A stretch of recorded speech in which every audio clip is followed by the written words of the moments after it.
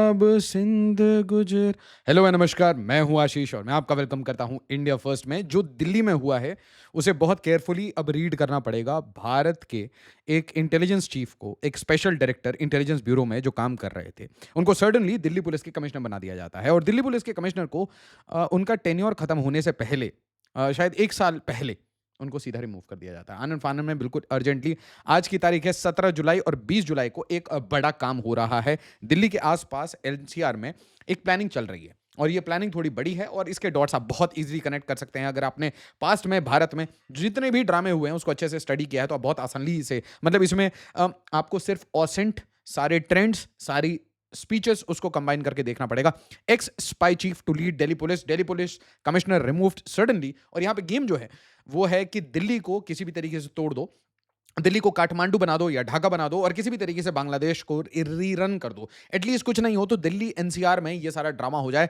अनुराग Kumar, ex spy agency boss, named Delhi's new police commissioner. अब अचानक से सतीश गोलचा साहब को अचानक से क्यों रिमूव कर दिया जाएगा और तुरंत अनुराग कुमार को ले आया गया है as chief of Delhi police. अब इसमें जो इनसाइडर्स हैं वो दो बातें कह रहे हैं। एक तो भाई होम मिनिस्ट्री है, मतलब अमित शाह साहब हैं, वो बिल्कुल नाराज हैं क्योंकि दिल्ली पुलिस में बहुत ज़्यादा करप्शन के केसेस आ रहे थे। बट जो मेरी एनालिसिस है वो बिल्कुल दिल्ली पुलिस करप्शन केस से ये बिल्कुल इन्वॉल्व नहीं है। ये है सीजेपी प्रोटेस्ट 20 जुलाई से। 20 जुलाई को आपको एक ऐसा बंदा चाहिए जो बहुत प्रोएक्टिव हो, जो बुरी तरीके से चीज़ों को एनालाइज करे, प्रिएम्प्ट करे और कोई भी बड़ा कांड होने से पहले रोक दे। दिल्ली में आप समझिए दिल्ली पुलिस ही सब कुछ सॉर्ट करेगी। सीजेपी हो, अगर वो किसी भी तरीके से आउट ऑफ बाउंड्स चले जाता है, क्योंकि 20 जुलाई को बोला जा रहा है पार्लियामेंट तक कूच करना है, वॉक करके जाना है, प्रोटेस्ट करना है। जब सरकार आपकी बात ना सुने तो सरकार को बात सुनाने के लिए पार्लियामेंट में चले जाओ। और भी बहुत सारे इसमें एडिशंस हो रहे हैं और वो एडिशंस को एक एक करके देखते हैं। सबसे पहले देखिए, इस वीडियो को लाइक कर दीजिए, शेयर कर दीजिए, हाइप कर दीजिए। Will stay alive till July 20 at any cost. तो सोनम वांगचुक के साथ बहुत लोगों की, मैं कहूँ, इमोशंस जुड़ी हुई है। सोनम वांगचुक को बहुत लोग अप्रिशिएट करते हैं। एक तरीके से उनके साथ बहुत सारे लोगों का इमोशन जुड़ा हुआ है। और ऊपर से यार, कोई भी इंसान किसी नोबल कॉज के लिए अगर फास्ट अनटू डेथ कर रहा है या फिर जिस तरीके से ये धर्मेंद्र प्रधान की रेजिग्नेशन कर रहे हैं, अब इनका एजेंडा कुछ भी हो, ये मांगे कुछ भी, ये नीट के बच्चों के लिए खड़े हों या फिर ये एआई ट्रिपल ई के बच्चों के लिए या ये जेई के बच्चों के लिए, किसी भी एग्जाम के लिए आप ले लीजिए, अगर ये किसी भी बच्चों के लिए खड़े हैं वो कहानी अलग है। बट दूसरी चीज़ ये है कि सोनम वांगचुक को कुछ होना नहीं चाहिए, ही शुड नॉट डाई। ठीक है। और ये चीज़ दिल्ली हाई कोर्ट ने भी कही कि भाई देखिए, प्रोटेस्ट करना आपका अधिकार है, बट अब भारत सरकार को भी इंश्योर करना पड़ेगा कि ये मरे ना, इनको कुछ होना अनटूवर्ड। ठीक है। अनटूवर्ड इनको कुछ होता है तो सिर्फ ये नहीं कि इसके बाद मास प्रोटेस्ट हो जाएगा या लोग रोड पे आ जाएंगे, but why to take any life lightly.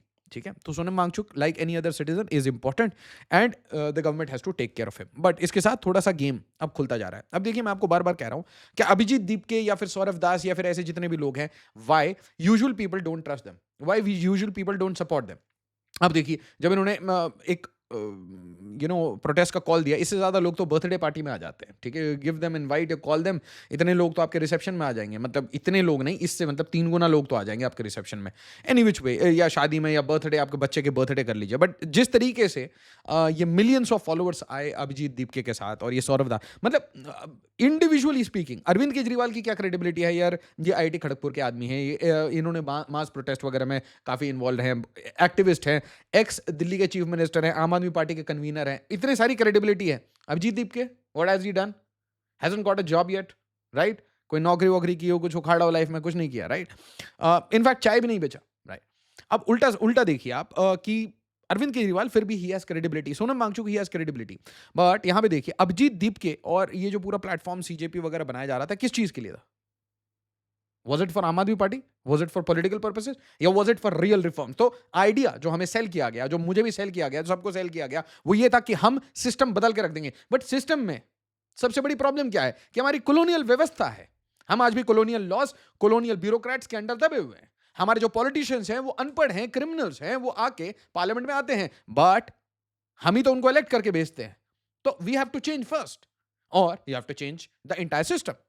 System change करने के लिए आपको पॉलिटिकल पावर में आना पड़ेगा। पॉलिटिकल पावर के लिए आपको लोगों का सपोर्ट आना चाहिए। बट अभिजीत दीपके के पास पॉलिटिकल सपोर्ट कहां है? और अगर है तो उनको बनारस जाके या फिर लद्दाख जाके, wherever he wants to fight elections, I don't think so he can fight elections everywhere unless he is coming from Rajya Sabha. तो उनको जाके हो सकता है महाराष्ट्र में इलेक्शन लड़ना पड़े।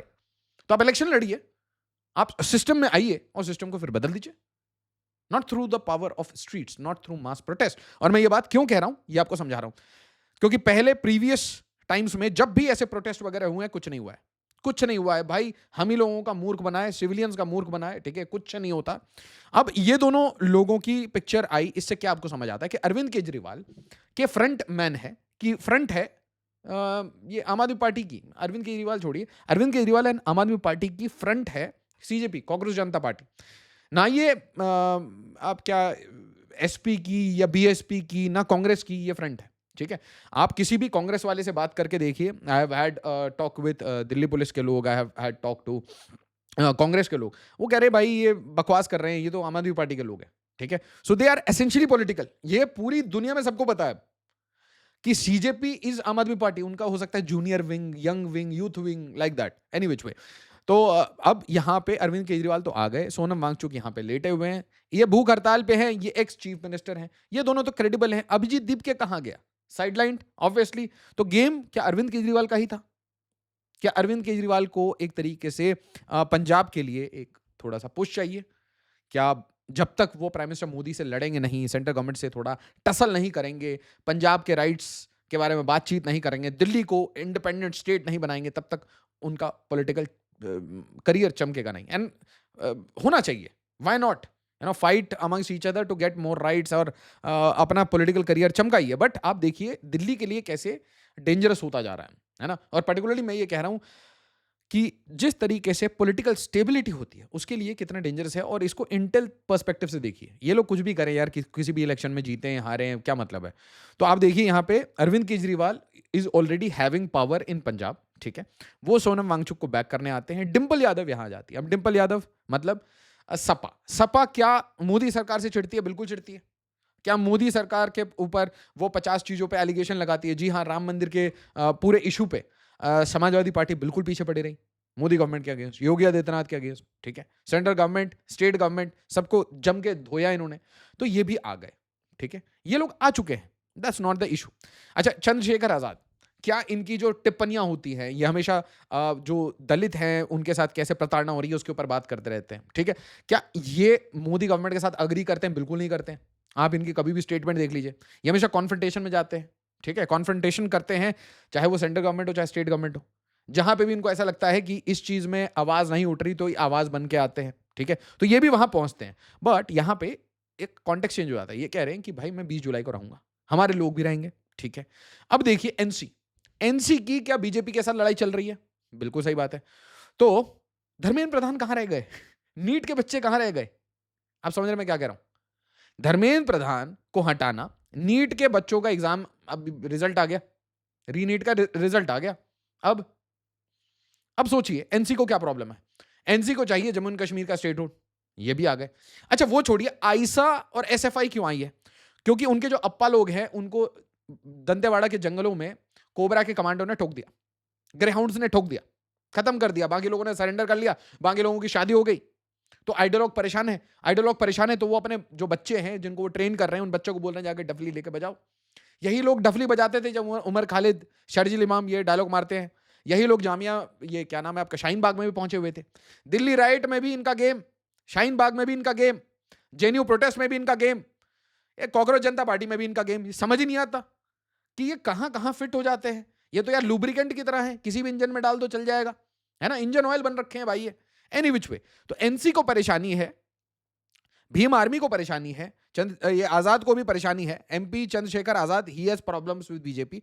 तो ये पॉलिटिकल प्रॉब्लम तो होनी चाहिए ना, ईंट से ईंट बसते रहेगी तभी तो पॉलिटिक्स चलता रहता है। उसके बाद देखिए डिंपल यादव को, उनके हस्बैंड को, सपा को, सबको प्रॉब्लम है। अब यहाँ पे बसपा भी आ जाए तो भी कोई इशू नहीं है क्योंकि प्रॉब्लम है। उसी के अरविंद केजरीवाल को हमेशा से प्रॉब्लम रहा है, दिल्ली वाले लोग तो ये बात अच्छे से जानते हैं। बात यहाँ तक जब तक है तब तक ठीक है, बट यहाँ पे जो गेम है थोड़ा सा और मतलब, और मुझे लगता है ये सारे पॉलिटिशियन बहुत स्मार्ट है, ये दिल्ली को कभी उस डायरेक्शन में नहीं जाने देंगे, ठीक है।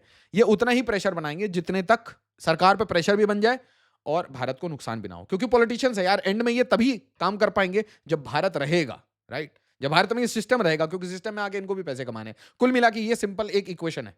बट यहां ध्यान से देखिए, 20 जुलाई स्टेटहुड। स्टेटहुड क्यों चाहिए होता है? मोर फ्रीडम, मोर मनी, मोर पोस्टिंग, मोर मिनिस्टर्स, पीडब्ल्यूडी। समझ जाइए आप, पूरा इक्वेशन यही है।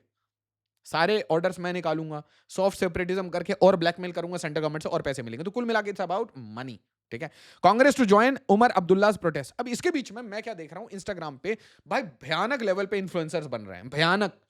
इंस्टाग्राम आप खोलिए, उसमें आपको एक से एक बेहतरीन इन्फ्लुएंसर मिलेंगे। कुछ कुछ लोग तो मैंने ऐसे देखा जो फैशन वगैरह के, मैंने एक दीदी का देखा इंस्टाग्राम, उनके बाकी सारे रील्स में ना वो सारे मेकअप वेकअप लगा रही थी, और अचानक से वो कांग्रेस जनता पार्टी और सोनम वांगचुक के ऊपर रील बना दी। तो मैं ये सोच रहा था कि दीदी क्यों ये करेंगी, और दीदी ने अगर ये रील पैसे लेके बनाया, जो कि ऑब्वियस है, क्योंकि अचानक से चारों तरफ से ऐसे बहुत सारे रील्स बनाए, तो कैंपेन चल रहा था। जो भी सोशल मीडिया पे उसको बात पता है, कैंपेन चल रहा था, है ना। और प्राइस भी प्रीमियम प्राइस दी जा रही थी अभी, कि सोनम वांगचुक के ऊपर वीडियो बना दो तो प्रीमियम प्राइस। अब देखिए क्या होता है कि ऐसे कैंपेन्स जब आते हैं नॉर्मल लोगों के पास, तो उनको ऐसा लगता है कि भाई पैसे कमा लेते हैं, हमें क्या मतलब, या समझ भी कहाँ आता है। बट रियल प्रॉब्लम यह है कि जब ऐसी बहुत सारी रील्स बनती हैं, ऐसी बहुत सारी सोशल मीडिया में मिस इन्फॉर्मेशन फैलती है। एक एक पोस्ट तो ये क्लेम कर रही थी कि उमर अब्दुल्ला, सीएम विजय और ये सब, अरविंद केजरीवाल, राहुल गांधी सब आ रहे हैं और मोदी को ऐसे निकाल के फेंक देंगे। ऐसी ऐसी रील्स है, ठीक है। अब ये जो रील्स हैं, दोज आर फाइन, बट ये मिस इन्फॉर्मेशन है। ये रैंडम कहानियां बनाई जा रही हैं, और ये रैंडम कहानियां ऐसे नहीं बन रही हैं, है ना। या तो लोग बहुत मोटिवेटेड होके रील बना दे रहे हैं, या तो उनको पैसे मिल जा रहे हैं। अब सोनाक्षी सिन्हा मोटिवेटेड होके तो नहीं बनाएंगी, ठीक है। ऐसे बहुत सारे लोगों ने, अभी सेलिब्रिटीज ने डाला है। तो कुल मिला के एक पेड कैंपेन चल रहा है, विच इज ओके, दोनों साइड से पेड कैंपेन चलता है। बट यहां ध्यान से देखिए, Congress to join Omar Abdullah's protest for Jammu and Kashmir statehood. अब सीएम विजय का मैंने सर्च कर लिया कि आप भी आ रहे हैं क्या साहब, आप तो वहां एंटी करप्शन कुछ मूवमेंट वगैरह चला रहे थे। बट मैंने रील देख ली इनके 3-4 कि थलापति आ रहे हैं अब, चश्मा वश्मा पहन के, रील वील में पूरा म्यूजिक लगा के, विजय थलापति, है ना, पूरा म्यूजिक लगा के कि भाई विजय थलापति विद राहुल गांधी ये मार्च करेंगे टुवर्ड्स पार्लियामेंट। समझ नहीं आ रहा, समझ आया क्या? देखिए, जब बहुत सारे लोग, बहुत सारी पॉलिटिकल पार्टी और उनके बहुत सारे कार्यकर्ता एक जगह इकट्ठा होंगे और फिर वो मार्च करेंगे, तो क्या होगा? केओस। और उनमें से कुछ ना कुछ लोग एंटी सोशल एलिमेंट्स होंगे जो कि आपस में लड़ाई करेंगे। और लड़ाई किससे करेंगे? लड़ाई करेंगे दिल्ली पुलिस से, लड़ाई करेंगे एडमिनिस्ट्रेशन से। और जब लड़ाई होगी तो क्या होगा? पॉसिबली कोई ना कोई फायरिंग हो जाएगी, या कोई लाठी चार्ज होगा, उसकी वीडियो वायरल हो जाएगी।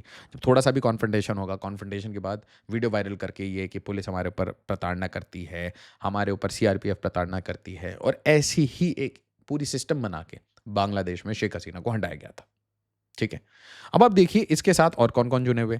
तो भाई ये राकेश टिकैत साहब आए थे, ये कह रहे थे कि भाई हमारे ट्रैक्टर्स भी वेट कर रहे हैं, ट्रैक्टर्स भी ज्वाइन करेंगे।